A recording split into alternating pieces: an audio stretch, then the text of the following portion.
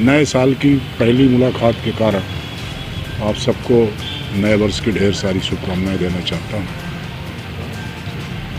और अभी हमने रेलवे के बारे में, तमाम सारे सत्र के बारे में कई बार बातचीत की, वो यहाँ भी बात करना चाहता हूँ।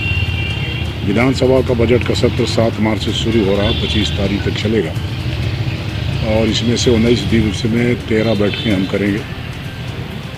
स्वाभाविक तौर है ये बजट का सत्र है जो बड़ा सत्र कहलाता है, उसमें पूरे साल भर की योजनाओं का होता है। एक तो ये जानकारी आपको देनी थी। एक रेलवे के बारे में लगातार सब चारों तरफ से प्रयास होते रहे हैं और रीवा की रेल के संबंध में बड़ी डिमांड थी। तो अभी मेरे सामने 2 जानकारी आई है, मेरे पत्र हैं, ये आप देख लीजिएगा। इसमें कई चीज़ें हमने मांगी थी, डीआरएम के साथ बैठक की, अभी जीएम के साथ बैठक करने वाला था, चिट्ठी यहाँ तमाम देना, लोगों से बातचीत करना बैठ करके। अभी जो 2 जानकारी मेरे पास आई है वो शायद रीवा के लिए एक सुखद अनुभूति की तरह होगा कि एक तो रेवांचल में एलएचबी कोच लग रहा है, अगले महीने से शुरू हो जाएगा, और दूसरा एक नई ट्रेन अपने को मिली है जो साप्ताहिक होगी, रेवांचल की तरह ही होगी।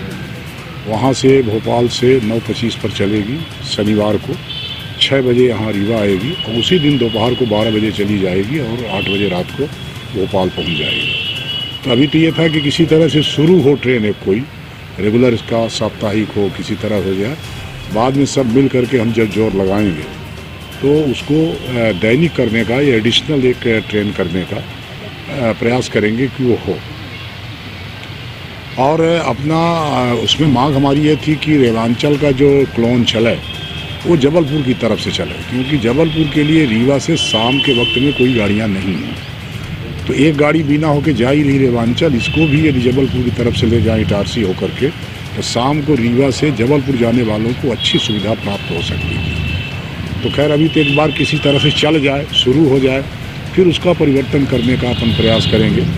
क्योंकि इसमें बहुत सारे साथियों को यदि याद होगा आप सबको, तो पहले रेवांचल 2 तरह से चलती थी। 4 दिन जबलपुर से होकर के आती थी और 3 दिन बीना होकर के आती थी। बाद में मांग करते करते ये स्थिति बनी कि वो पूरा बीना ही हो गई, और जब बीना हो गई तो जबलपुर के लिए अपने लिए व्यवस्था नहीं बन पाई। इस कारण से इसको अपन ने प्रयास किया है कि वो हो जाए।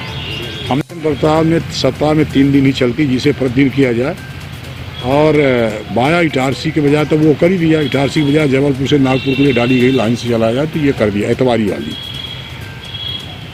लाइन से होकर चला जाए। साथ ही ये भी सुनिश्चित किया जाए कि ट्रेन सुबह नागपुर पहुंचे एवं नागपुर से रात को रीवा के लिए प्रस्थान करे। तो उसमें उनका जो जवाब आया, उनका कहना था कि वो जो गाड़ी का मैकेनिक जो होता है, जो इंस्ट्रूमेंट होते हैं, वो रीवा में नहीं है, इसलिए गाड़ी को हमको दुरुस्त करने के लिए यहाँ नागपुर में ही खड़ा करना पड़ता है। तो मैंने उनसे कहा कि उसके 2 पार्ट हैं।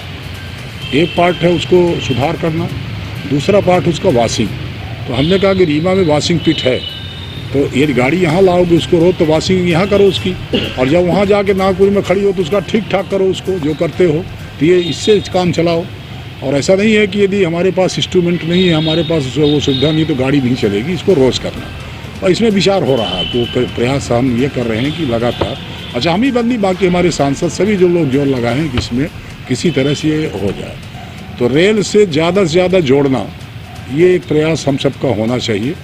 और आपसे भी आग्रह मैं करना चाहता हूँ कि लगातार इस बात को लगातार लिखना, लगातार बोलना, लगातार प्रदर्शित करना, इलेक्ट्रॉनिक मीडिया हो, प्रिंट मीडिया हो, क्योंकि ये धीरे धीरे करके जब हम लोग कहीं बोलते हैं तो बोलने के बाद, जैसे हमने एक पत्र दिखाया, अब एक पत्र हमने दिखा दिया, और हमारे पास यदि सैकड़ों कतरने हों अखबारों की, आपके वीडियो क्लिप्स हों, तो जब हम वहाँ रेल मंत्री के साथ बैठे हैं या बड़े अधिकारी, तो ये बताना कि देखो ये रीवा की डिमांड इस तरह की है कि 100 बार लगातार अखबारों में सालों 2 सालों के भीतर निकला है, इसलिए आपके योगदान की बड़ी आवश्यकता है। रीवा के लिए इस तरह की ये सुविधाएं हमको लेना है, तो उसमें आपका योगदान चाहिए।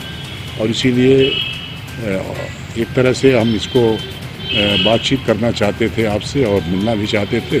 और हमारा सत्र शुरू हो रहा था, फिर से आमंत्रण देने के लिए खास तौर पर बुलाया कि आइए एक बार, फिर आइए फिर आइए, जो रह गए हैं वो हमें जो